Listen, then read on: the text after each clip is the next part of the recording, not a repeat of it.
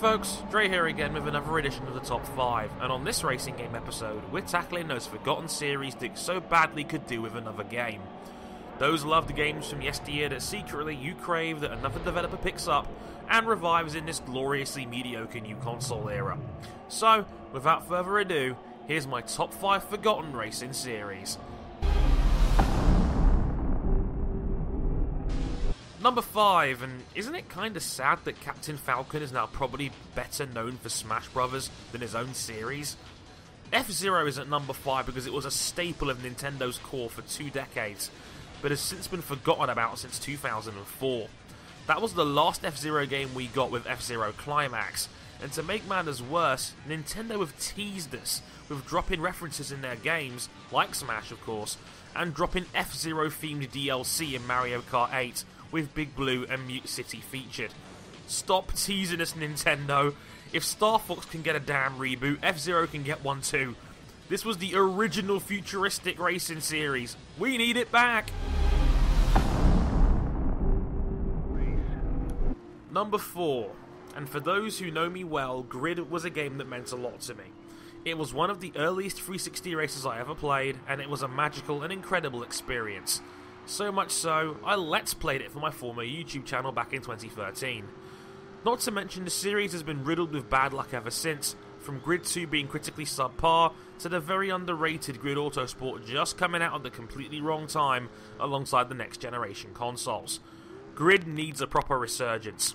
Come on Codes, leave that dead horse of the F1 series alone and let's get our current gen Tocker already. And number 3, the last great Project Gotham Racing game came along in 2007 from the very underappreciated Bizarre Creations, the same guys who brought you Boom Boom Rocket and the classic Geometry Wars. And as I've mentioned before in my top 5 360 and PS3 list, it was brilliant, from its flashy cars and bikes to its emphasis on style as well as substance, brilliant weather integration and general sense of fun. I badly missed the PGR series and I'm dying for someone to pick up the rights and make a PGR 5 on current gen. It would seriously fly off the shelves. Number 2, Burnout, man. It might be the only franchise with 3 legitimate all-time classics, from Free, Revenge and Paradise being incredible games. But a lot has changed from Paradise's release in 2008. Criterion basically tried to turn a Need for Speed game into a fake Burnout game, and have clearly gone elsewhere, and the original makers of the series are trying to turn golf into NBA Jam.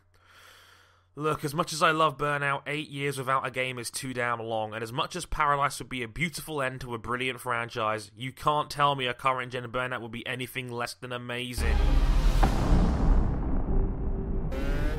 And at number 1, Gran Turismo. Now, I know what you're thinking. Why would I mention an active franchise? The GT6 was only 2 years ago, and Gran Turismo Sport's been announced for some time in 2030. And that's just the problem. This franchise has lost its way. Forza is now the dominant force in the racing world, and Kaz is too busy focusing on ridiculous concepts and using models from GT4 on PS2 nearly a decade later because Sony can't be asked to update its car selection, but will still brag about how it has over 1,000 of them, with 17 different versions of the Nissan Skyline and 800 cars you don't want to drive with blacked out interiors. And let's not forget those staple 24-minute endurance races and removed features that Sony took over a year to import back in from GT5. Can you tell I'm a frustrated Gran Turismo fan? I don't even know what the franchise is anymore. It's the reason I bought an Xbox One over a PS4, because I know that while Forza games can be a bit repetitive, they have that passion and fun factor that GT used to have.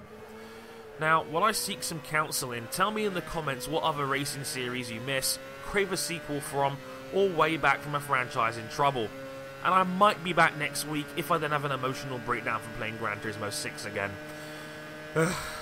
Sayonara.